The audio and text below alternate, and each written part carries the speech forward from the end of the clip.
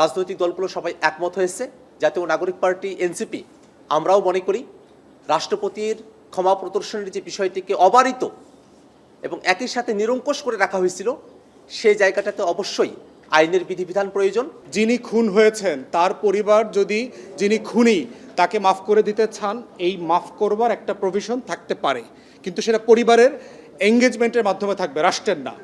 এবং সেক্ষেত্রে আমরা বলেছি যে আলাদা একটা কমিশন করে দেন।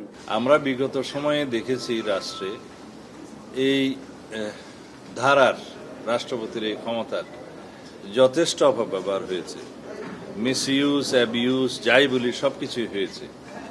এবং যারা ফাঁসির দণ্ডপ্রাপ্ত আসামি বিভিন্ন হেনিয়াস ক্রাইমে, তাদেরকেও অপর্যপুরি ক্ষমা প্রদর্শনের মাধ্যমে রাষ্ট্রে হত্যাযজ্ঞের একটা উৎসাহ দেওয়া হয়েছে। অনেকে একটি পর্যায়ে এসে একটা সমঝোতা আসতে চায় কম্পেনসেশনের মাধ্যমে, টাকা দিয়ে হোক অন্য দিয়ে হোক, তারা একটু বেনিফিট করতে চায়।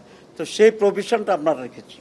তো এই কারণেই এটা আজকে খুব বড় ধরনের একটা সিদ্ধান্ত, to ensure the justice even প্রেসিডেন্টের ক্ষমা করার ক্ষেত্রেও, যে কনসার্ন ফ্যামিলি বা বৈধ যে উত্তরাধিকার থাকবে ফাঁসির ক্ষেত্রে তাদেরকে কনভিন্স করে, তাদেরকে কনসার্ন করে তাদের সম্মতিক্রমে ক্ষমা করার এই সুপারিশটি কমিটি করতে পারবে। আমরা দুটো বিষয়ে আলোচনা করেছি, একটি হচ্ছে রাষ্ট্রপতির ক্ষমা প্রদর্শন, আরেকটি হচ্ছে বিচার বিভাগের বিকেন্দ্রীকরণের প্রশ্ন। রাজনৈতিক দলগুলো বিবেচনা করেছেন যে রাষ্ট্রপতির হাতে যে ক্ষমতা দেয়া হয়েছে, সেই ক্ষমতা ক্ষমা প্রদর্শনের সেই ক্ষমতার ব্যাপক অপব্যবহার হয়েছে, রাজনৈতিকভাবে ব্যবহার হয়েছে। প্রত্যেকটি রাজনৈতিক দল এটা উপলব্ধি করতে পেরেছেন যে এই বিষয়ে সংবিধানের যে 49 অনুচ্ছেদ আছে তার বড় রকমের সংশোধন করা প্রয়োজন।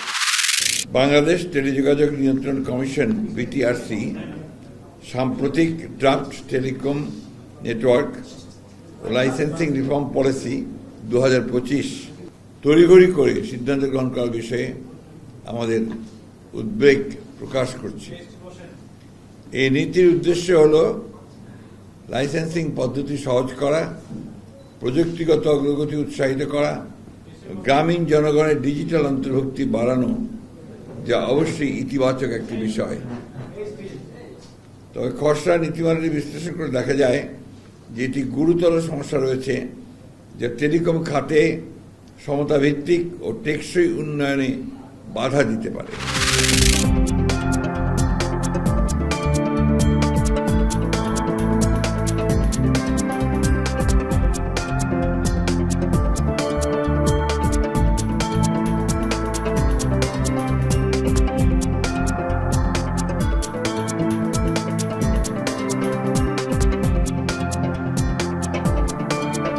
এই হামলাগুলো করে আমাদেরকে যেই উত্থান হয়েছে নতুন রাজনৈতিক শক্তি, সেই উত্থানকে ঠেকিয়ে দিতে চাচ্ছে।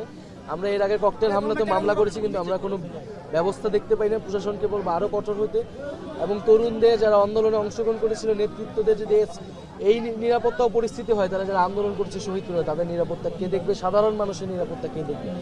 ফলে ককটেল হোক বুলেট হোক সব কিছুকেই নস্যাৎ করে আমরা এগিয়ে যাব।